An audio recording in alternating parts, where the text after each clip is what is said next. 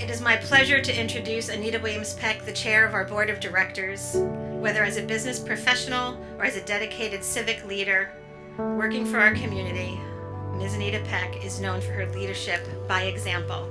Serving on the foundation board since 2009, Ms. Peck's invaluable oversight, leadership, and generosity as a donor have helped secure the future of the foundation and its partnership with the college.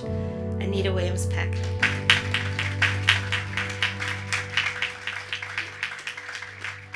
Lorraine knows me well enough. I cry at weddings. I cry at football games when they play the a national anthem, and now I'm crying at college graduations.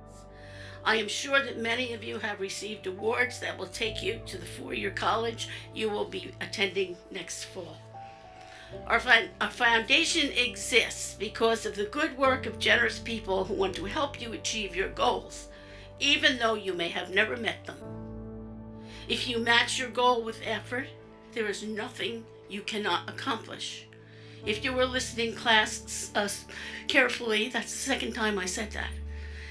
So I want to say, along the way, when you're trying to accomplish your goals, there may be some hiccups or a little bad weather in between, and you might say, oh my goodness, or somebody might say to you, no, maybe you set your goals too high, and maybe you should consider something else and not do that.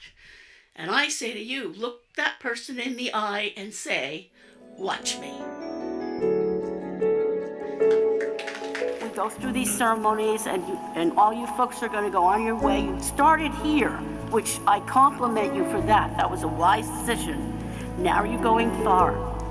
But for those who are back here and who supported you and watched you grow, we would love you to come back once in a while and tell us how you're doing. It's really important. I think your teachers would love to hear from you. I know your donors would love to hear from you. And it just makes it exciting to know that someone, if I'm a donor whom I supported, I like to follow their success. So please tell us about your successes and come back. Thank you, everyone, for doing all you young students. You inspire me. I am so thrilled at the end of one of these yearly sessions that the world is a good place and it's going to be good, and we have all these young people to take care of us as we get older.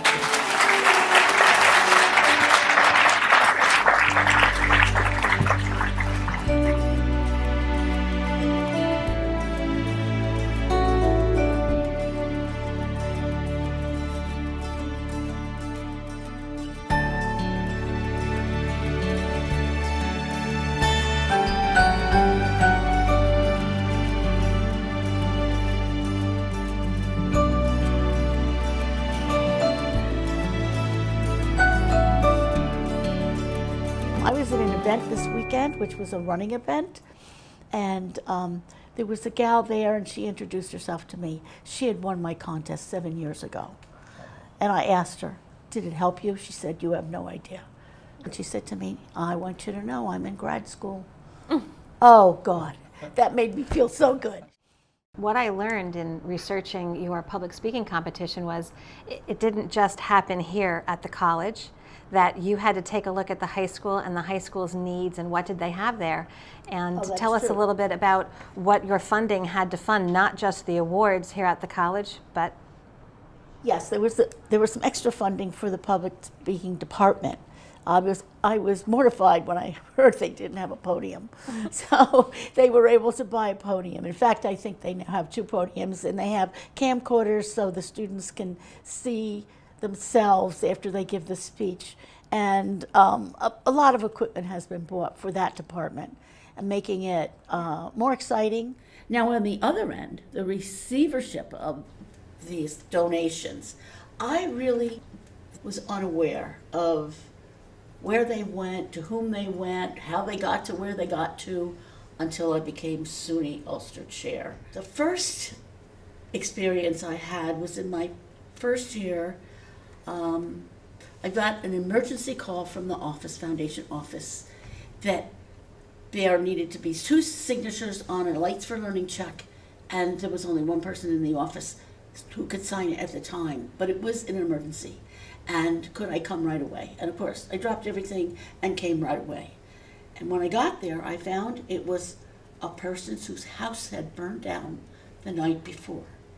It was a person who gave a wonderful performance at President Al's inauguration a couple weeks earlier. She was a wonderful music student and brought tears to all of us. I was the one with all the glory,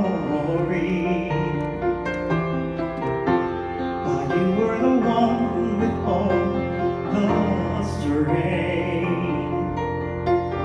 A beautiful face without a name for so long. A beautiful smile to hide the pain. And when I found out her house burned down, she needed a place to stay. It was an emergency. I realized how important these funds were. A committee got together, made a decision, and wanted to give her this check before the end of the day. And it worked. I can fly high.